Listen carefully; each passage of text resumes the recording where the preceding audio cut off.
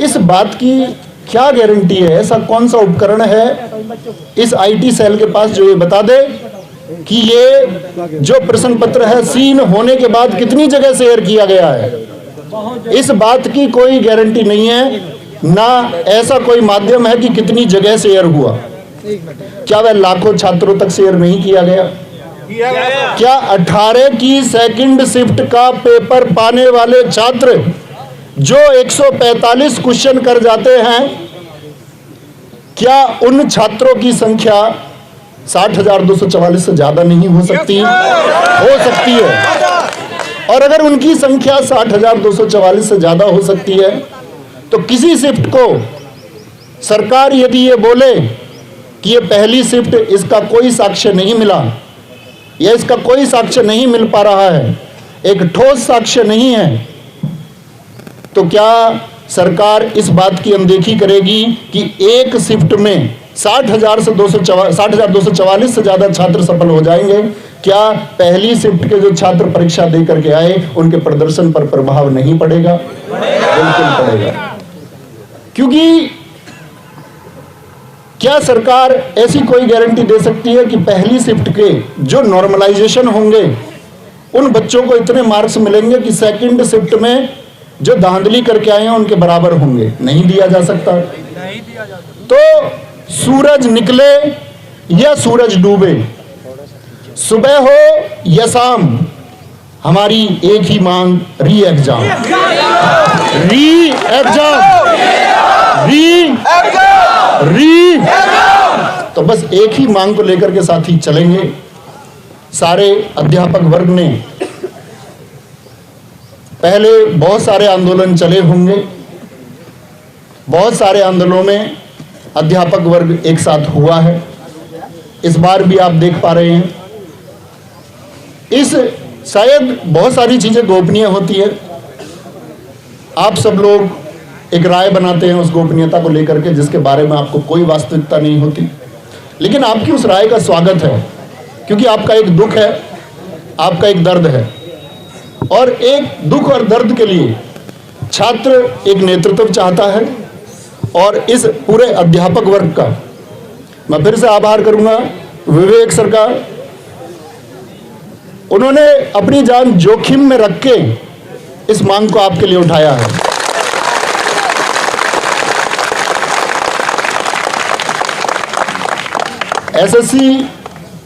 SSC Gurukul के गुरुजी शुभंशु गुरुजी ने इसको ग्राउंड तल पर चलाया है। मारूफ सर सुपर क्लाइमैक्स एकेडमी इसके लिए जितने छात्रों को जोड़ने का प्रयास कर रहे हैं, उनकी मेहनत आज आप रंग देखेंगे कि उनकी मेहनत से यहाँ कितने छात्र जुड़ते हैं। टारगेट विद आलोक। और अगर मैं बात करूं, ऐसे ना जाने कितने अध्यापक होंगे, क्योंकि ऑनलाइन कोचिंग में पढ़ा देते हैं, एक संख्या आ जाती है, बच्चों के अंदर एक विश्वास, लोग जानते होंगे। और गवर्नमेंट को, मीडिया को भी ये जानने का प्रयास करना चाहिए कि यूपी कांस्टेबल के अभ्यर्थी तो छोड़िए, ये पेपर मिठाई की तरह उन सबके पास भी पहुंचा है जिन्होंने यूपी पुलिस के लिए अप्लाई तक नहीं किया। मानते हैं इस बात को? ये पेपर हम पढ़ाने वाले अध्यापकों तक भी पहुंचा है, और गांव देहात के एक अनपढ़ व्यक्ति तक भी ये पेपर पहुंचा है जिसका पेपर से कोई वास्ता नहीं है। तो ये मांग साथी या किसी भी प्रकार का लॉलीपॉप या किसी भी प्रकार का बहाना मेरे द्वारा, अन्य किसी के द्वारा, या कोई एक झूठा आश्वासन आपको बीच में, आपके इस संघर्ष के रास्ते के बीच में यदि दिया जाता है तो आप क्या उस लॉलीपॉप को स्वीकार करेंगे?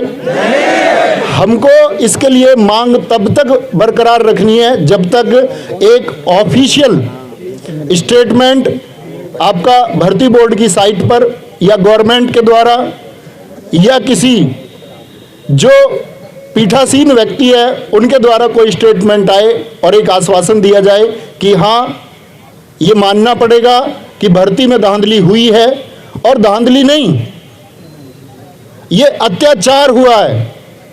एक छात्र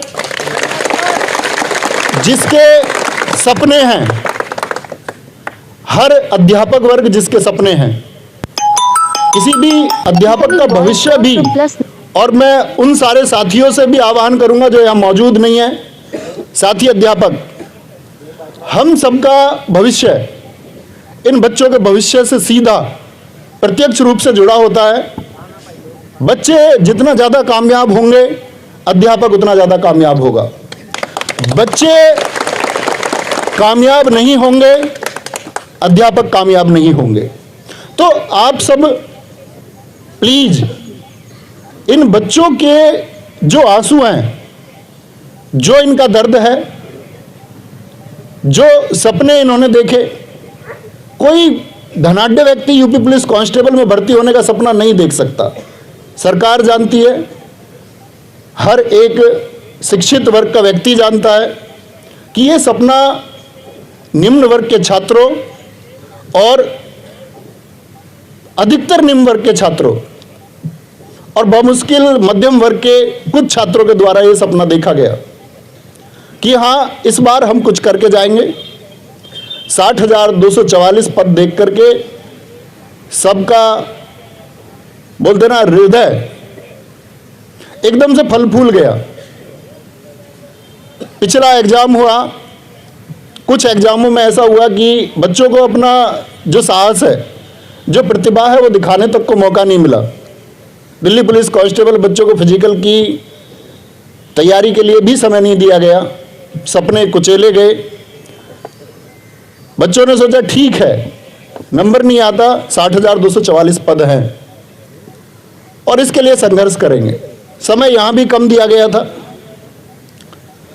परीक्षा के मानकों पर प्रश्न चिन्ह था कि किस तरह से इतने सारे सेंटर बना दिए गए, क्यों गांव-गांव सेंटर बना दिया गया। लेकिन परीक्षा हुई और सेंटर में आप सब लोगों ने देखा होगा कि शिकायतें ना के बराबर हैं।